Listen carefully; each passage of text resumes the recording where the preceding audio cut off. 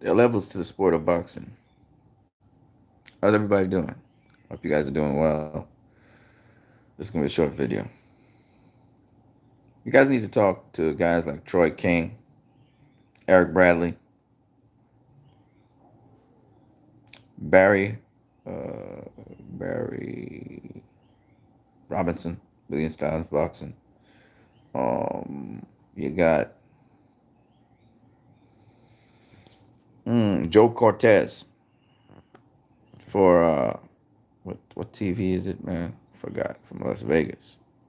Excuse me, I'm cleaning my camera. I'm giving you some channels, dropping gems.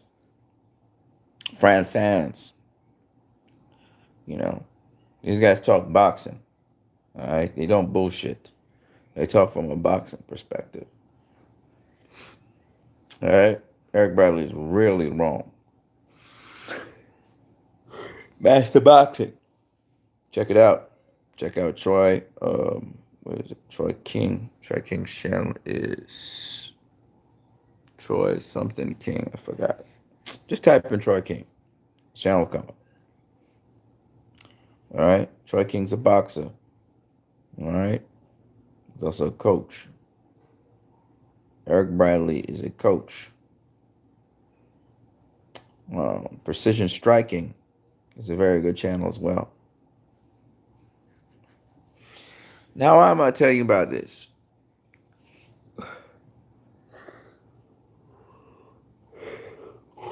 Okay. I'm telling you about these things. Ooh, what's up, Tommy Temper? What's up, my dude? Why am I telling you guys about these channels? Why do I keep on telling you guys about these channels? I tell you about these channels because he. Shout out, man. First time. Shout out to you, brother. Nice to see you guys, man. Why am I telling you guys about these channels? I'm telling you guys about these channels because I want you guys to be able to see what's going on when a boxing match is going on. Now, I know some of you guys kind of have a general perspective of what's going on in a boxing fight, but it's a lot more tricky than you think. It's going on there, especially at the highest level. Man, am I on it? Yeah, at the highest levels, a lot of stuff going on in that ring that a lot of us don't see, we don't pay attention to. And um, besides that, it's really fantastic to learn how counterintuitive boxing is. I'll explain what I mean. So, an example of that is, I'll give you a good example. I always like to give examples, right? You guys might have to turn your phones because I'm going to put this into portrait. I'm right now in landscape. Ooh, that's beautiful. Well, that looks beautiful too. Wow. This camera's looking good. I'm streaming live and it looks really nice and clear. I like that. All right, so rotating the camera a little bit. Camera, don't fuck me up. It's rotated. Can you guys see me? I don't know what the fuck is happening now. Cloudy as fuck. Oh, camera's upside down. Okay, how about this one? All right, cool. Ooh, man, what a day. Yeah, I woke up a couple of hours ago. Then I went back. I had to take a rest again. I'm up again. All right, so let me show you guys some. What was that I was saying? Okay, right. So we're just talking about the jab. All right, and what I wanted to show you guys is how to get back into defensive mode off of a jab. And why that's so important is because you're very vulnerable when you throw a shot. So if I throw any kind of shot, right, I've opened myself up. But it doesn't necessarily mean that somebody can counter me when I open up, depending on how I'm angled when I throw a shot. Let me demonstrate what I'm talking about. So, Jarrett Hurd, for example, all right, he may be in this stance, all right? He may throw a jab here. He likes to do this and throw his jab, all right? So Jarrett Hurd, he always off center when he throws his jab. And then he would switch to southpaw, right? So this is orthodox stance. But how he do it? He do like this, and he go to southpaw. That's why I said What happened to my internet? Okay, I'm live. Dude, man, all kinds of shit be happening to me. This morning was a very eventful one. I was trying to show you guys something, and then fucking internet went or something. I don't know what happened. So, for example, Jarrett Hurd. Watch where the lead foot is. I'm leaning back like this, and I'm doing like this. And then I spark over my jab. All right, I may step in with my jab, throw the jab. I'm throwing it off an angle. I can throw it at you, but I'll throw it off an angle just to show you something. And then I may do like this, and I might do like this. And change my stance. I shift. Okay, I throw another jab, and then I throw a jab in the southpaw stance. Ha, ha. See? Now, the thing about the throwing up the jab there is I wasn't open to get countered because I'm throwing my jab, first of all, off center line. So if you look at Jarrett Hurd and a guy throws a jab at Jarrett Hurd, it slipped almost immediately because he's always off center. Alright? Now fucking GGG. GGG like to throw a power jab. GGG head be center line. And a motherfucker will do like this. Okay? He'll come in off the jab like this. Shot! Oh shit, I almost tripped him. The fuck is, man, all kinds of shit be happening to me. Let's see what's going on here. Okay, we good. I tripped on my foot, you believe this? So he would come, GGG would get you this.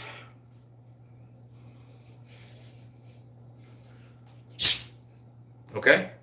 Straight off center line. Alright? And that's the difference. See what I'm saying? That's the difference. Alright? But I was telling you guys about throwing a jab because there are many different kinds of fucking jab. Jarrett Hurd, I'm in the orthodox stance. He always using the Philly shell. Jarrett Hurd used the Philly shell. Sometimes he used the double guard. Sometimes he walk into you, come straight up to you with the double guard. Okay? Now, but always, that motherfucker will switch. So he may be doing this.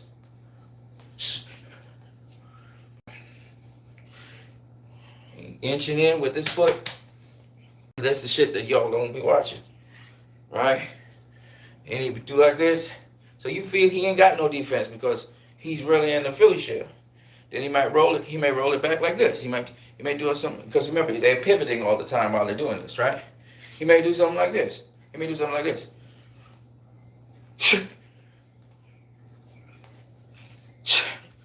You understand what I'm saying? I just shifted, right? So it's that kind of stuff you're watching at. He gets sometimes tagged in between doing this, and he comes up here on the swivel. As he's pivoting, he might get tagged here. But because he's swiveling, he get tagged on the upswing. Oh. See what I'm saying? He's swiveling out of the way of the shot usually. You understand what I'm saying? Fucking Triple G, Canelo especially, tagged his ass up like beautifully. Triple G sometimes, he be coming in with head first. So his head way out here so he can protect his body. He be coming in like this. So what happened was, Canelo would catch him with these uppercuts.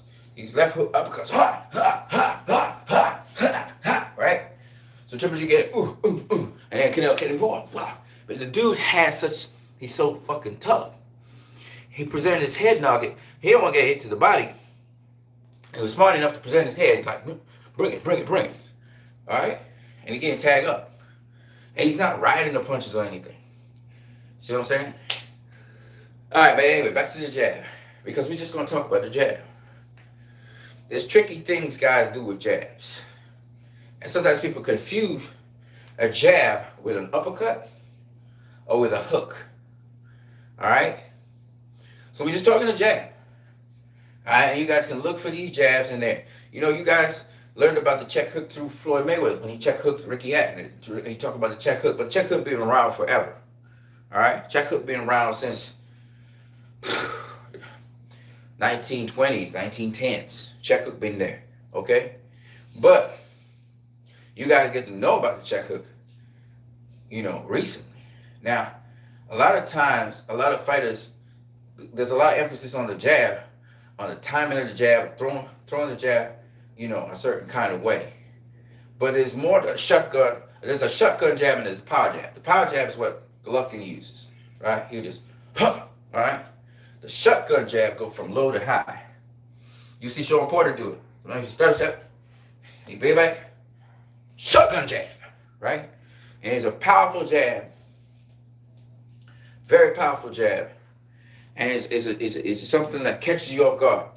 Bop, break your nose if you don't watch yourself. Bop your head up, and off the shotgun jab, you can throw the lead right.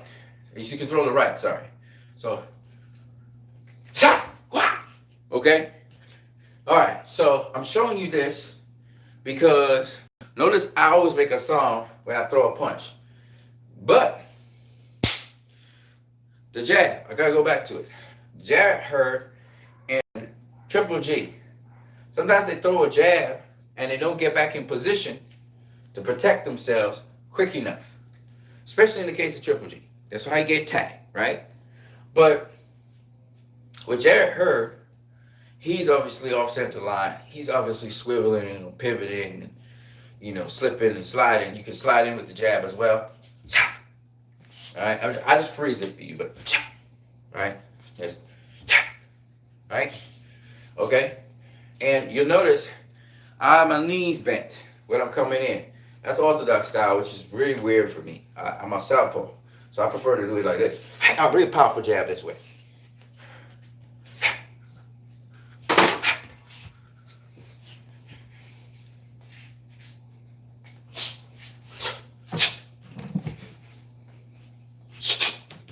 Okay, so, woo, love boxing. So anyway, the point is that you can you breathe, how you breathe in boxing. Now, there's another thing. There's so much to boxing.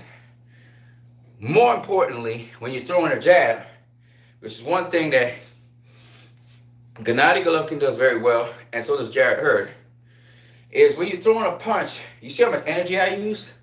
You want to throw a punch that's the least amount of energy you need to throw because it's a marathon out there, and it got to be the most efficient punch. That's not something you can think about while you're in boxing in the ring. It's something you had to have trained and done over and over again and been taught. For you have to realize what punch works for you the best and is most efficient. Now, most people, they just throw the usual jab. Notice my defense. I'm always thinking defense, right? Okay. Right? But that's still too busy. What I did there, I consumed a lot of energy just throwing my jab. Some people, they double up their jab or they triple up their jab. All right? Some people flick the jab out. They flick out any kind of jab. It's a leg jab, though. Right? They flick out their jab. Right? But the point is, you got to find a jab and be able to vary that jab using the least amount of energy because it's a marathon. You can look great for 2 rounds and then you're faded after that. And it's always important to be as relaxed as possible. A lot of people feel you box like this.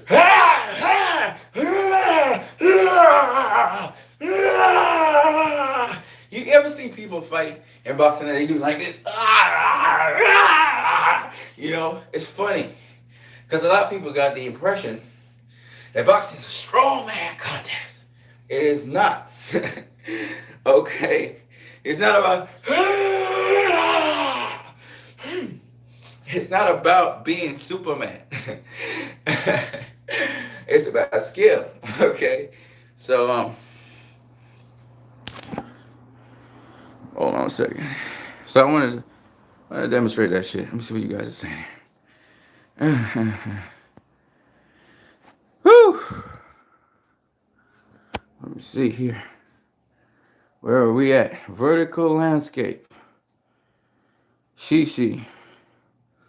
No, that was portrait.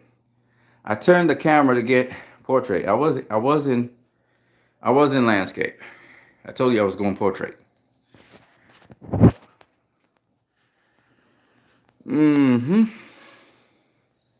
Watch that floor. Yeah.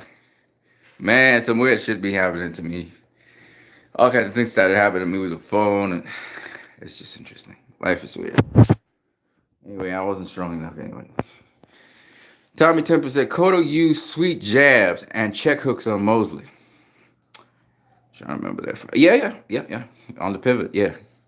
Yeah. Cotto's jabbing arm, like mine, is a stronger arm. I think same thing with Oscar. Oscar's a left-hander. So Cotto will hit you with a jab. And the other thing with Cotto, I'll show you that. That's interesting.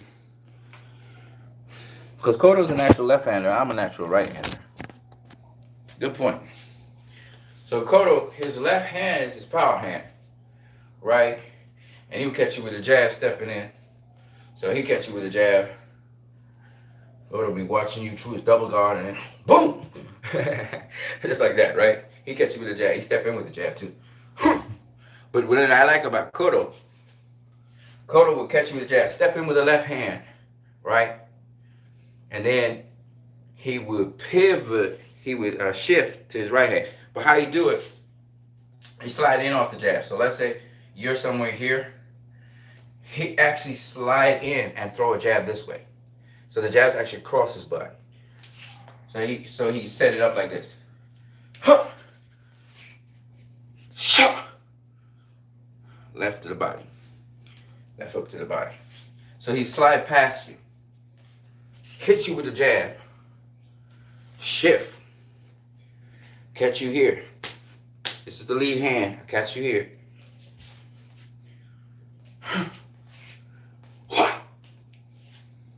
See? It's real cool. So you slide past your body. It's real cool. It's real cool shit. Anyways, people, I thought I would show you guys a little bit, talk a little bit about boxing a little bit. Again, I'm not a coach, I'm not a trainer or anything. It's just I'm just a person who loves boxing. As you can see, I'm getting back some of my fitness.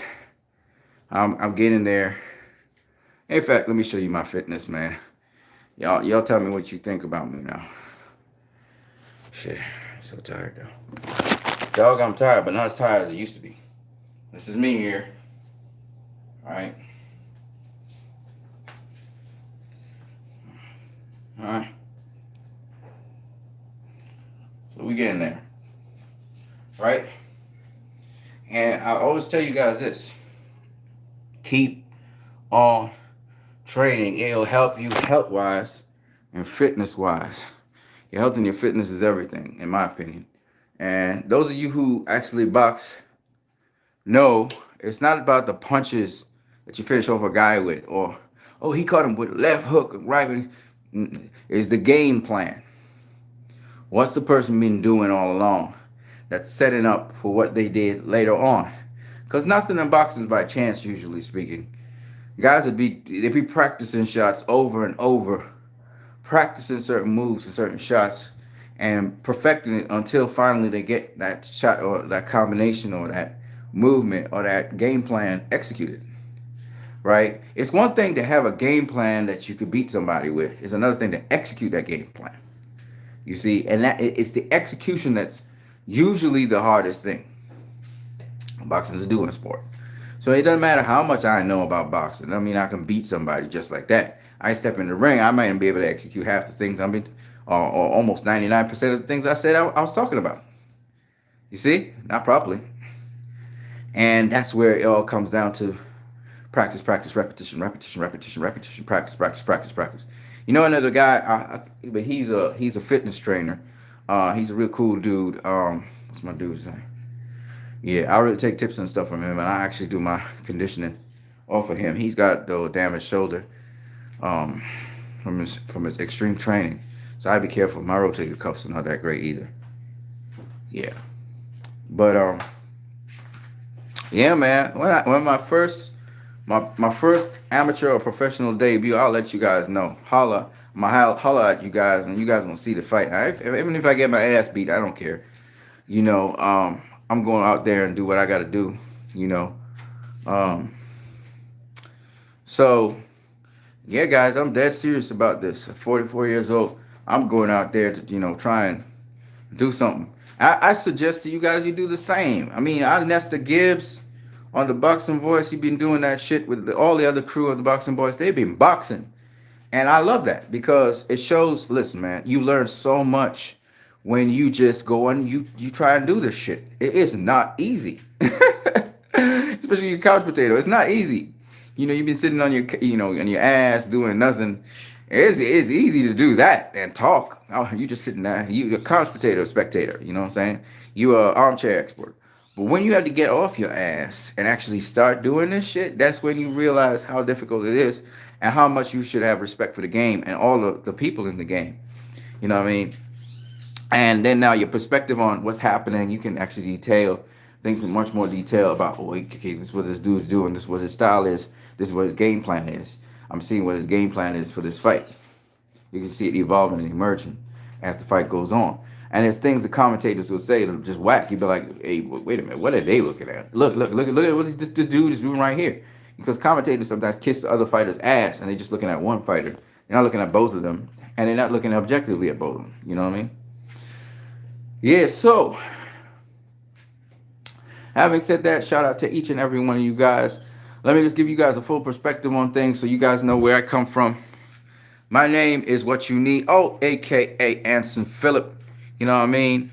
And my status on boxing is I love the sport of boxing. I'm not really a fan of any particular boxer more than a fan of the sport of boxing. The sport of boxing is much more interesting to me than just any one fighter. I like a lot of fighters. I like a lot of boxers. And I may be pretty good and enamored by some boxers and their style and what their ability to do, but it never supersedes what my eyes are telling me. What my eyes are telling me. I don't care how good you are. What is my eyes telling me about this fight with you and somebody? And I don't care about what happens outside the ring. I'm interested in what's happening inside the ring because I pay my money to go see a fight. I don't care about all the talk around it. I want to see what the fight is and what happened in the fight. So when you think like that, now you're not really much of a fanboy. You are more of somebody who wants to see what happens. And you want to know and follow what happened. You don't want to hear it from somebody else. You don't want no secondhand, third-hand information when you got two eyes, ears, and all your five senses. You don't need fucking nobody to tell you what it is when you are a boxing fan that's knowledgeable about boxing. Just a little bit knowledgeable. You could watch it for yourself with your own two eyes. You're not subjective about it because why? People say you're subjective about it. If you like this style or you like no motherfucker. No. Boxing's a sport of hit and not get hit. Yes, somebody can be hitting you with harder, crisper shots. I get that. But the criteria is very clear on how you judge a fight. And that's why I said it's a lot of people like to cup out and say, oh, it's based on opinion. What you thought you liked. No. It is based on opinion to some degree in terms of what fight you may like, who you think is the greatest of all time. But when we're talking about best boxer and best boxing, who's doing the best in there on a given night, sometimes it's hard to determine. I will not lie to you. But you sit it, replay it, and you will see who is actually the person who did better. All right? Yes, you can have a range in which you can say, okay, this could have been a draw. This guy could have won. This guy could have won. Okay? It can happen like that. But what I'm saying is, though, at the end of the day, it's not so much on opinions as people make it sound. People cup out and say, oh, it's all about opinion. No, motherfucker. It's not all about opinion. The sport's very elaborate. You know what I mean? You know what I mean? It's very elaborate. It's not, because what it lends to is assholes forming opinions that are not informed. And so we get this assolation and fuckery that goes on, which really annoys me. Tears down the sport, right? You look at MMA, motherfuckers don't debate who won a fight. You never really hear that in MMA. Oh, this guy, he actually beat this dude, and controversial. You don't hear that shit. And MMA is not as complex as boxing is. What I mean by that is in terms of one particular skill or one particular type of fighting that has so much variation to it. Okay? So if MMA, they can have clean, clear results in fucking 5 rounds or 3 rounds, whatever it is. Why is it we're talking so much about controversy in boxing? Get out of here. Now there are times when judges have scored fights and it's been a fucking robbery. Right? Tyson Fury versus Deontay Wilder was a robbery. Straight up. They robbed Tyson Fury. A 9-3 fight. Not 10-2. Right? Wilder won 2 rounds, 3 rounds tops. It was a robbery. One close. If you know your boxing. And I'm not, again, this is not my opinion. This is based off of what they were doing in the rounds. They were doing this stuff in. You know, some people call rounds close, and I'm like, that ain't no close round. From my eyes, what I've seen, my eyes are showing me stuff. You guys saw videos I did on certain fights to show you what my eyes saw. This is what I saw with my eyes. My eyes ain't lying to me, right? Unless somehow, some way, I'm blind, right? I'm imagining all of this. This stream here, I can't see shit. I don't even know if the stream's done or it's done. I mean, come on now. There are certain things which are clear cut and just where they are. Okay? Now, having said all of that, I want to say that people are entitled to their opinions. Do I respect all opinions? No. Some opinions are not to be respected. They're just to be left alone and move on. I'm not even going to answer them. Right? Some people say it's too much stupid shit for me to answer them, right? It's not that I'm arrogant, it's just that I don't want to get angry and curse a ninja out. You know, so it's just those different things where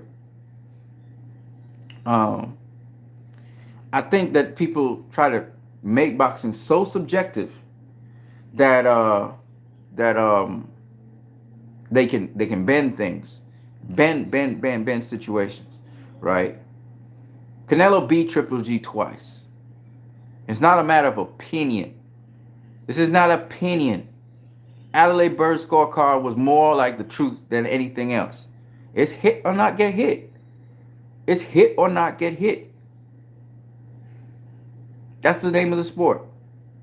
How could Triple G be hitting Canelo less than Canelo's hitting him with power shots? How could Triple G, if his jab is so fucking effective, how come Canelo's closing the distance and tagging his ass up? If Triple G's so good, why is Canelo the one with the better defense? How are you going to win a fight and the other guy's got better defense than you? That means you're not hitting him as much as he's hitting you. Never mind what punch stats say.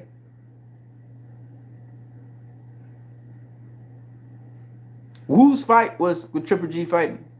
These are all questions based on the 4 fucking criteria. That's ring generalship. Triple G wasn't a ring general. We all know this. If he was, he would have stopped Canelo. It's not like Canelo was bigger than Triple G the first fight. Let's go through the 4 criteria that's used for judging a fight. Defense. Who had the defense? Canelo. Ring generalship. Who had the ring general? Canelo. Clean, effective punching. Who was the cleaner, more effective puncher? Canelo. And finally, the 4th one is, what's the 4th one? I can't remember. I said that, I think. Defense. Canelo got a better defense. Defense, ring generalship, clean, effective punching. What's the 4th one? That's crazy. I can't remember. Oh, effective aggression. Triple G wasn't effective with his aggression, so by default, Canelo gets that. How could Canelo get 4 criteria, fight like Floyd Mayweather against Triple G, make him miss, make him pay, but he lose the fight, the first fight? Come on, man. This is common sense. Let's go through it again. And Troy King will agree with me. Eric Bradley, he may not make a statement on that, but Troy King would agree with me. Canelo schooled Triple G's ass. Tagged him up. He wasn't as strong as Triple G, so he couldn't stop him. Triple G's a tough dude. But don't get it twisted. Canelo was beating that guy. Clearly. This is why Canelo was like, well, draw? What are you talking about, draw? I schooled that motherfucker. What I got to do? Oh, I got to come forward? Okay, he came forward the second fight entirely. They say Triple G outboxed him. With what? A jab. I'm asking myself, if he outboxed this dude with a jab, why is he getting tagged up? Why is his face looking like he butchered in a meat grinder? His face looked worse than the first fight. Got busted eye and stuff. from punches, not headbutts, punches. The first fight, Canelo had a little gash on his eye from a headbutt. He went to party after. Triple G went home. Bumpy face. Second fight, more bumpy face. He's serious. But you know, Triple G. It's not popular opinion. It's not about being popular. It's about what happened. Let's go through the 4 criteria. Second fight. Who was the effective aggressor? Who was the motherfucking effective aggressor? Canelo, not Triple G. Why? 2 reasons. First one, Canelo was coming forward and landing his punches. Anytime he came forward, he landed his punches. Whatever combination he wanted to throw, he threw. He just realized, I think in round 10, they realized they couldn't stop Triple G, so they stopped, overdoing it. But it was like a punching bag. All right, because Triple G don't move his damn head, so he's going to get tagged, right? He'll block some punches, but he gets tagged. And the thing about Triple G is, once you start throwing punches on him, he's going to shell up and he's not going to come forward. And you can push him back. And Canelo knew that. Then he tried to use his jab as going backwards. It didn't work. What did against? This is not fucking Lemieux.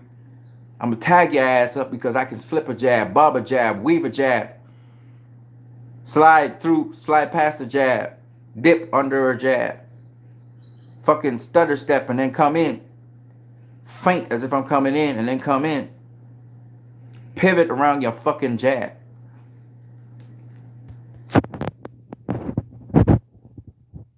You understand? Boxing. He could have been a welterweight. He would have still beat Triple G's ass, but Triple G was not going to find him. That's the difference between Kell Brook, Canelo. Kell Brook will roll punches and ride punches.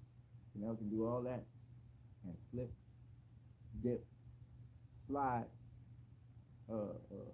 bob, weave, swivel, feint, pop, shift. Do it all. Notice I'm talking terms of boxing. Triple G don't know about that shit. He don't slip and slide, bob and weave, dip. He don't do that shit. His head be like a fucking blockhead in the center line, to be tagged at fucking will. Hold up. Tommy Temple said, 4 quarters of the pie is how it should be scored. That's right, sir.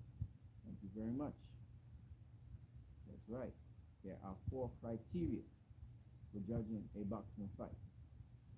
And if them 4 criteria, one guy got all fucking 4 criteria, you have to argue and dispute to give the other guy one of them, then that other guy won the fucking fight. Let's go through the criteria. Who had the better defense when Canelo faced Triple G? Canelo coming motherfucking forward. You saw it against Danny Jacobs. But because it's Triple G, and because he can take a tag, he's tough. Y'all didn't realize Canelo be landing shit on Triple G all the time. Y'all say he ain't getting Triple G enough. Why? Because Triple G was taking his punches? He wasn't taking it to the body though. He didn't like the shots to the body. He did not like those shots to the body. KP from KC, what's going on? Shout out to you, KP from KC, man. I'm doing okay. I'm just here chilling with you guys, talking some boxing.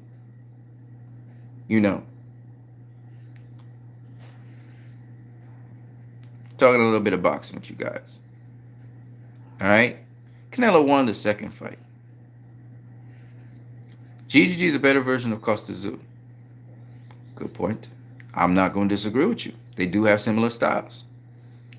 Costa Tszyu came off of his jab. Everything was off of his jab. That's correct. European fighters generally use the jab They got one or two different jabs that they use, but they're very efficient with it, with the timing and how they use it, the power of it, etc. Yeah, I would agree with that. In fact, I think Costa Azul came from a similar region as Triple G and was one of Triple G's heroes. So that would make sense. That his style is something like what Costa Azul had. Very economical. Notice he don't bob and he don't jump up and down. He doesn't have a particular rhythm to his thing. He just kind of glides in, moves in. The only time he may bump up and down is if he got hurt. He'll bounce up and down. Yes, Costa Azul, definitely. Very economical. Um, you know, same kind of mid-range fighter. Yeah, I agree with that. Absolutely. I 100% agree with you. But Costa Azul, no, you're absolutely correct. Costa Azul's defense is about the same as Triple G's. You're right. Mm-hmm. Costa is just a smaller version of Triple G. And Costa Azul is a super lightweight. Yeah, you're pretty much on point right there. Pretty much on point. Oh yeah, Vince Phillips, because see, Vince Phillips was using lateral movement, right? Costa Azul was efficient at cutting off the ring and shit, but the kind of lateral movement that Vince Phillips was putting together, and he had really good conditioning, and he could take a punch, but he was getting into position quicker than Triple G. Costa Azul could tag his ass up. Yeah, he called that dude up. I think he stopped him.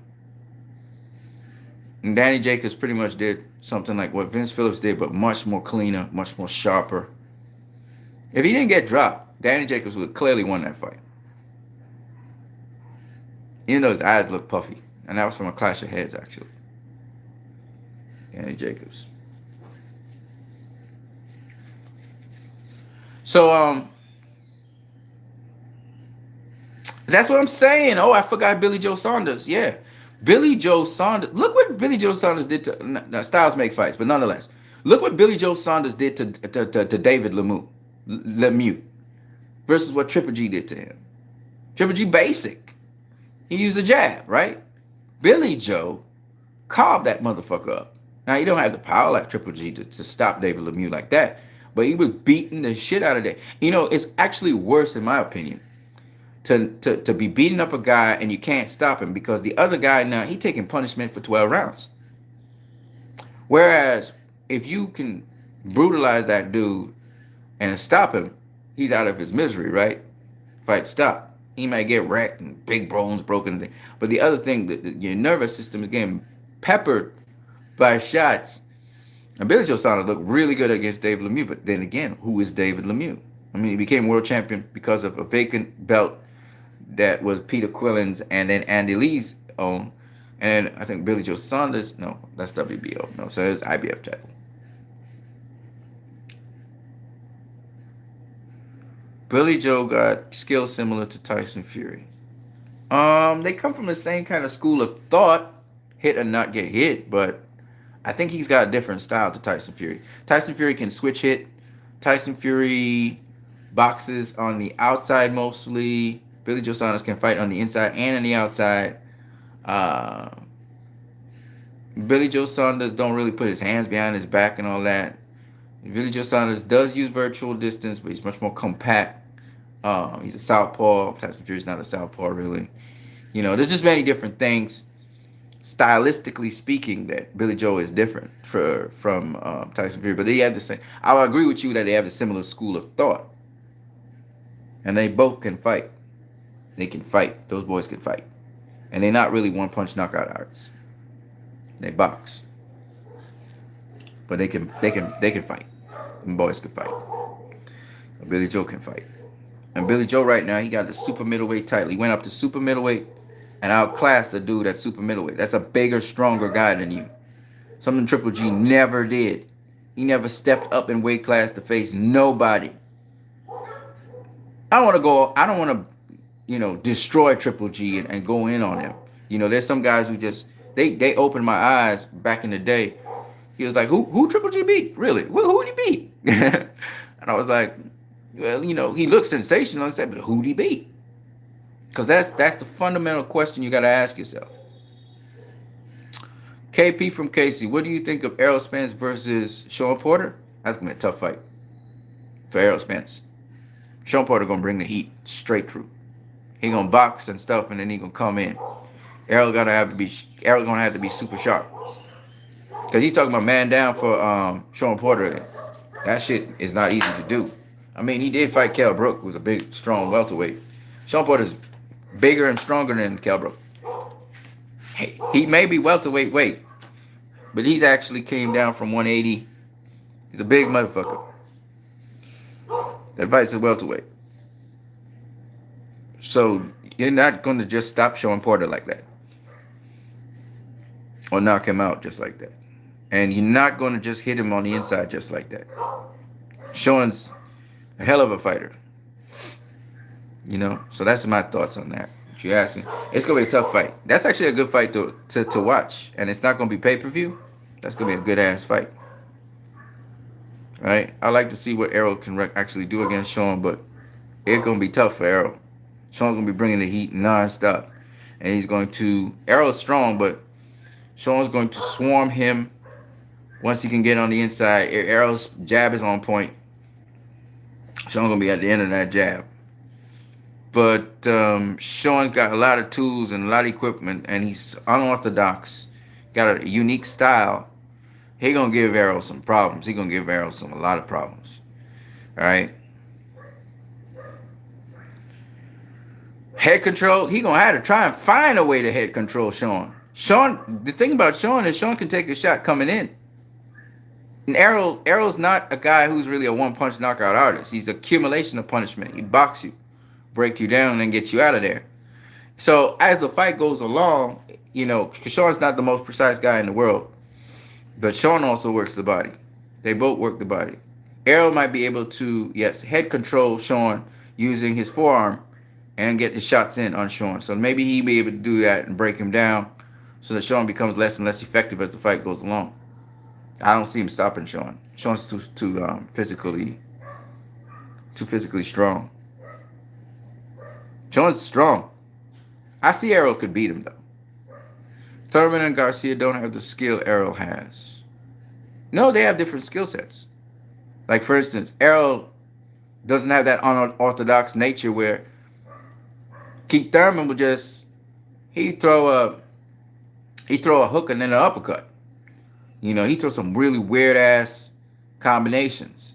You know, Keith Thurman will hit you with a hook and then an uppercut after that. So usually it's right hand hook or hook right hand, right? This motherfucker will hit you a hook uppercut. Or he might hit you an uppercut jab. You know, some kind of weird shit like that. You know, that's the thing with Keith Thurman. He's kind of very unpredictable. So offensively and defensively, he's a little bit awkward as well. And he moves a lot. Errol had to try and cut him off. Danny Garcia, it's not about how much skill Danny Garcia is. It's what he does with his skills. Very efficient counterpunching. Comes with some really interesting counterpunching. And the thing about it is he can pressure fight you as well. Danny does not use a lot of footwork. But the footwork he has is so efficient, and he slides. So Danny slides in. That's why we need to see these welterweights face each other, because even Pacquiao versus Thurman is interesting.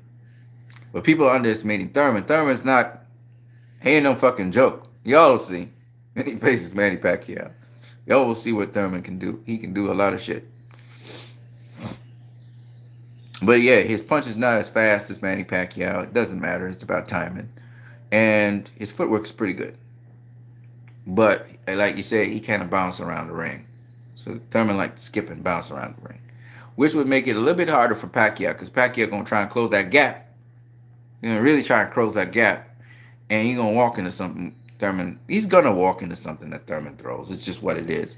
But the way how it goes is Pacquiao is going to brace himself as he's walking in. So he may walk in, but he's aware that he can get countered. It's a better Pacquiao than before Juan Manuel Marquez knocked his ass out. It's a much better Pacquiao. So he's highly motivated as well. Thurman said, I'm going to end your fucking career. So he's highly motivated.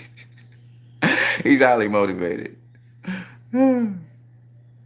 Yes, Thurman does do a lot of unnecessary movement. That is true. He does. But he's well conditioned. Muhammad Ali did the same thing on a lot of unnecessary movement.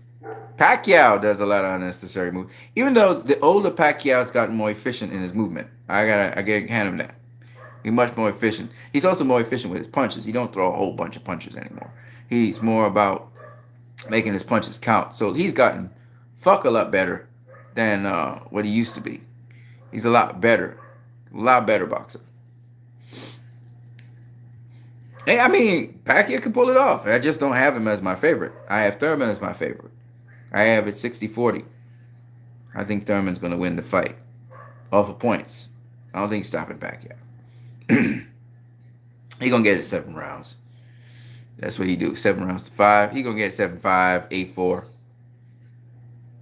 Yeah. It's going to be a good ass fight, though. It'll show Pacquiao got plenty in the tank. Very competitive. You know, if you had told me in 2014, you know, what would happen if Pacquiao faced Thurman, I would say Thurman would have knocked his ass out. Now you can't say that because the Pacquiao I see now is a hell of a lot smarter, much more tricky. Thurman's gonna learn a lot facing Pacquiao this rounds. He don't even do the stutter step anymore. He don't stutter and then leap in. He don't do that no more. Telegraph everything. No. And by the way, that stutter step that he do, stutter step, stutter leap in, that's what Sugar Ray Leonard used to do. So I told you, you time Sugar Ray Leonard, you could fuck him up bad.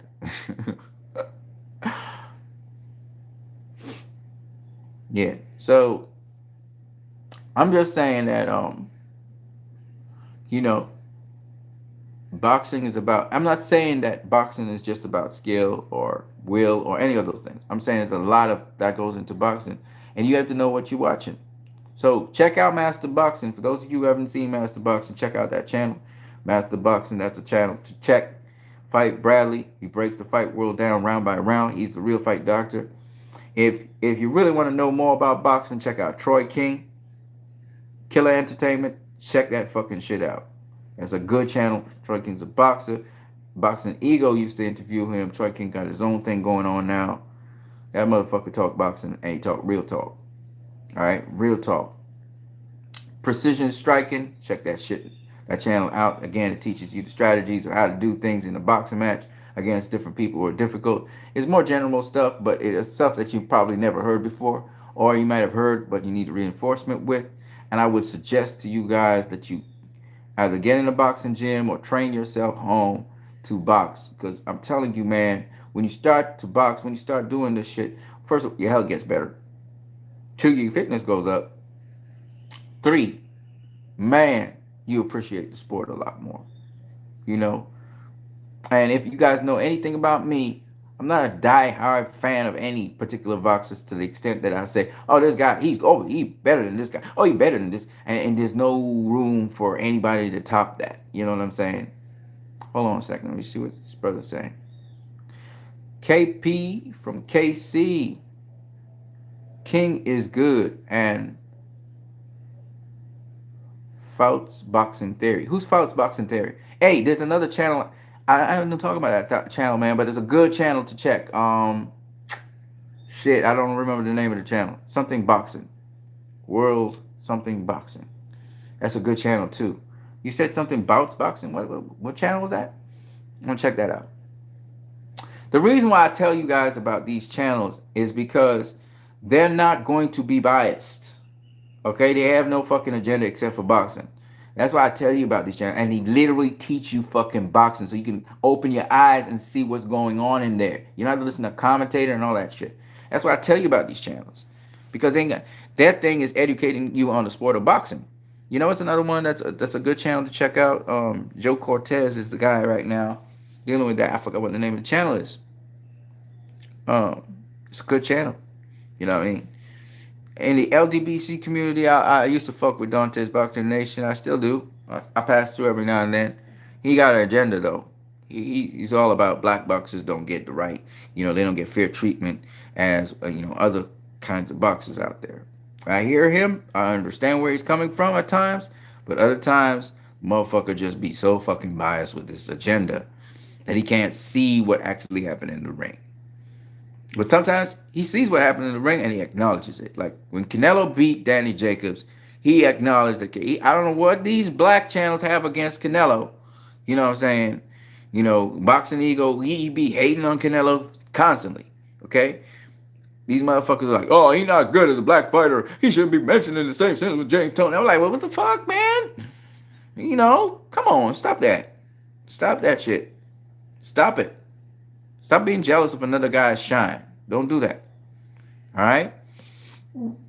You know, you want to favor the black fighter, fine. Favor the black fighter. Mexicans favor Mexicans, fine. You want to favor the black fighter. I ain't mad at you for that. But when it comes to what actually happened in that ring, don't skew it because you want to favor a fighter. All right? That's what I have a problem with. And that's why, with all these fucking historians and people as well, I have a problem when you're skewing something. I go and I watch the footage of those fucking fights. Okay, I go and watch the fights because I like watching fights. I like to watch it. Some fights are boring, though. I'm not gonna lie to you. There's some fights that are just fucking boring. Like the guys ain't doing no adjustments, nothing. They getting tagged the same way all the time. No, motherfucker ain't thinking at all or nothing. I have no solution to nothing. They're just so fucking one-dimensional. They can't do nothing. While some people say those fights are exciting to me, look at all the action. I'm like, that's fucking boring. So anyway, uh, yeah. So, and then some fights are just fucking boring. Period. Yeah, but it's boxing though, and I appreciate what these guys be doing at the highest level. I can't do that shit, so I mean, I may not be as entertained, but I can. And then the other thing about anyway, let me just go back to what I was saying. So yeah, the guys who be talking about the past grades, who be talking about all this data and shit. I asked them what the fuck they doing in the ring. That's what I asked them. I said, oh well, so when they faced this dude in the ring, what happened? You know what I'm saying? I asked them this shit so that they would understand the sport is called boxing. It's not called Floyd Mayweather. It's not called Roberto Duran. It's not called Sugar Ray Leonard. Y'all all up on these guys' ass. And y'all don't really think about the actual fights and what actually happened in the actual fights. And if you don't know, just go back and watch the fights. Go back and watch the fights. You gotta watch all the person's fights in their career. But go and watch the fights. Watch the actual fucking fights. Roberto Duran beat Ken Buchanan by hitting him a low blow. Ken Buchanan never recovered, and they gave the fight to Roberto fucking Duran. I'm not saying he wasn't dominating the fight, and he didn't win the majority of the rounds, but Ken Buchanan was coming back, and Duran hit him with a low blow. Buchanan couldn't recover from that, and that's how Roberto Duran became undisputed lightweight champion of the world. That's right. Okay, it's for the record. They call him the greatest lightweight ever. All right? That's fact. Because I watched the fucking fight. I watched it. Whereas all you guys didn't watch the shit, I watched the fucking fight. I was like, what the fuck? Dude, Ken Buchanan was coming back. He was coming back in the fight. Duran ripped that to his balls, man. He bust the guy's balls. Up to this day, I think Ken Buchanan's dead now, but Ken Buchanan was like, that motherfucker never gave me a rematch. But see, you guys don't know about it. You guys don't go into history and actually study what really happened. You listen to motherfuckers talk about superlatives. Oh, Duran was the greatest, blah. You never watched the fucking fight. You just listen to what people are saying.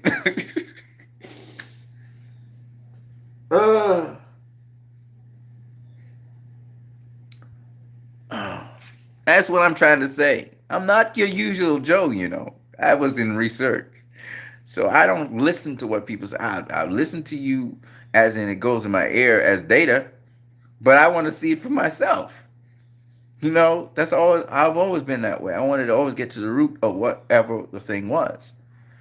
So I'm gonna listen to you. You say, oh yeah, man, this dude was robbed, whatever. I'll be like, okay, let me go and watch the fight, and I'll tell you what I think. You know. And I watched the fight. I ain't listened. I don't remember what you said, or even if I do, I don't care, cause I'm looking to see what actually happened. I'm not trying to be influenced by your opinion. I want to see for myself. It's just like when you're watching movies. A guy would say, "Oh, Infinity War was the greatest thing ever." I go watch Infinity War before you said anything, and in my opinion is it's shit. I don't like it. I'll give you reasons why I think it's shit. Hold on a sec. See what's up. Okay, that's my neighbor.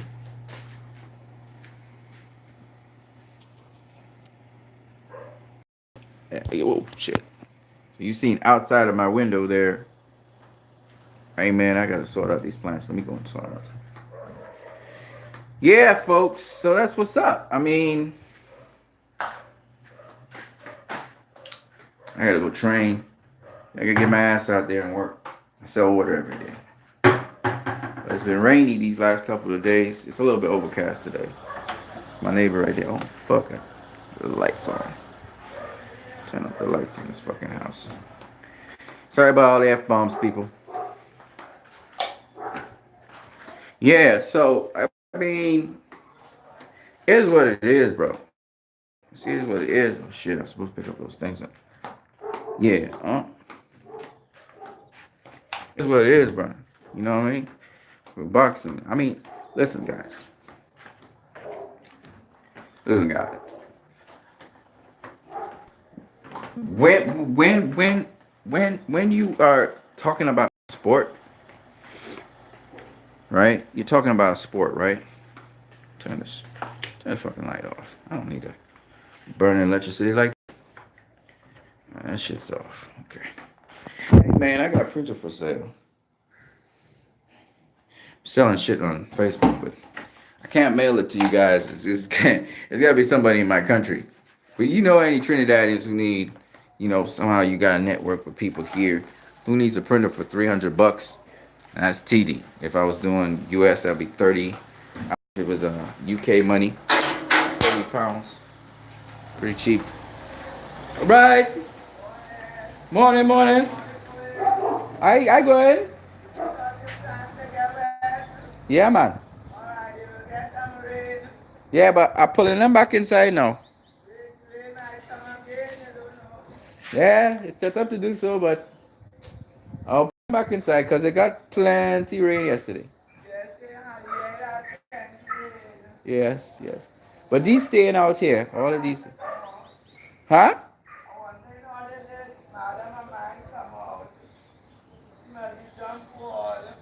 Oh, maybe can't open the gate and it just came out. How are you? Yes, yes, yes. Yes, man. Have a blessed day. Today's a holiday?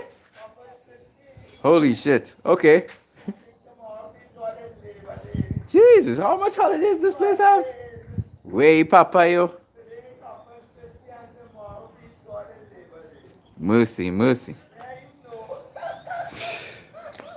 Good God. All right. Have a good one. So, like I'm saying to you guys, that's my neighbor. See these plants back here. Oh shit, let's put this over here. Oh man, damn it. Oh man, this plant it's starting to come back though. It's starting to come back. Donkey ear plant. Put it back in the yard. This bad boy even tilt the other way.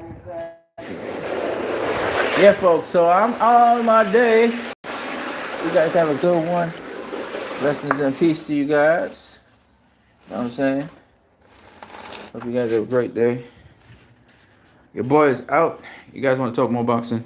Remember, we're gonna talk boxing. Fucking boxing. I don't want to talk no, opinion bullshit sometimes.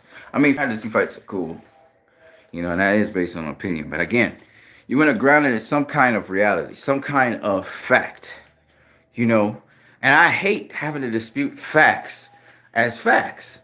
Like if I say, oh look, Floyd Mayweather, all right, yeah, he used the shoulder roll and stuff, but he used a number of other things, defensively and offensively, as tools, and that his defensive and offensive tools is a lot more than Sugar Ray Leonard. Now, if we gotta debate that, which is a fact, if we had to debate that shit, that's where we get in a problem. Because, okay, I had to break it down, no doubt about it. You're going to say how and why, so I have to break it down, which is not a problem. Breaking it down, that makes sense.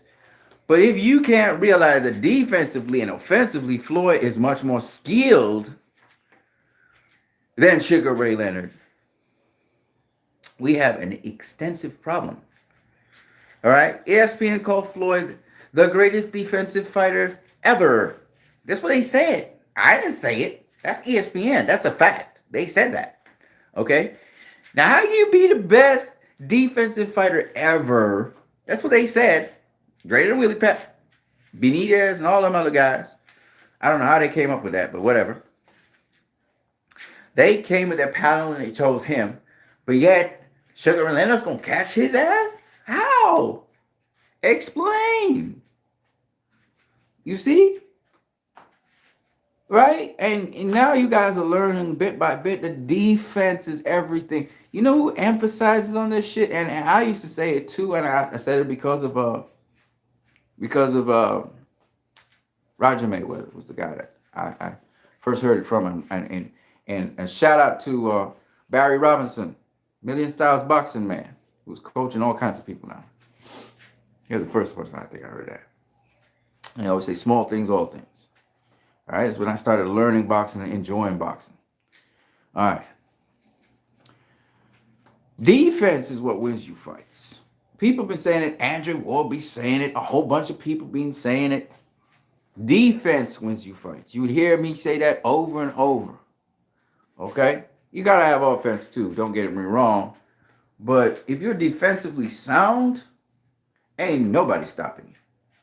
All the defensively sound fighters have never been stopped except for Pernell Whitaker, and that was because his shoulder gave out. It wasn't because the other guy, tagging him up or anything. But they have not been stopped by anyone.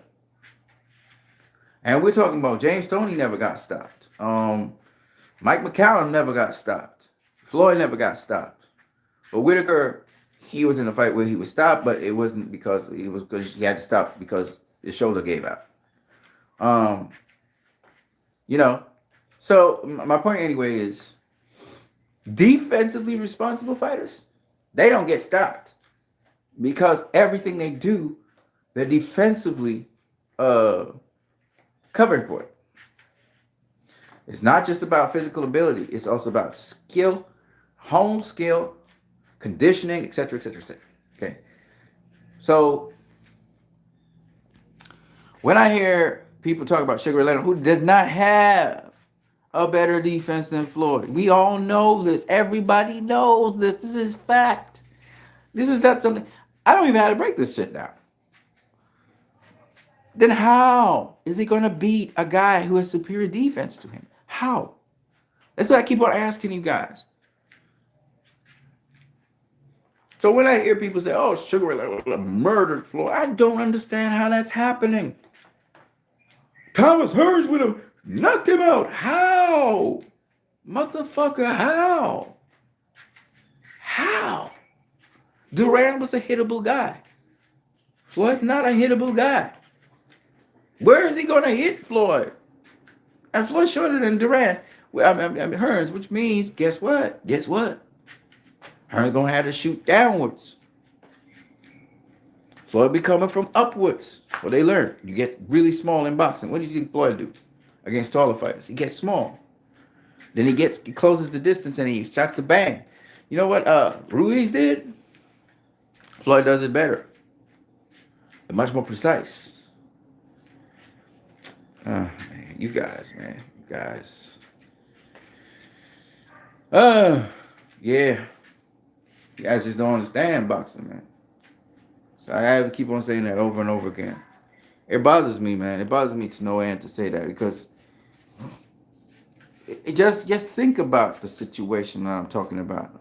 A lot of people don't understand Floyd's style to start with. They think he's a stick and mover. I only fights on the outside. Understand what I'm saying? All right, peoples. I gotta go.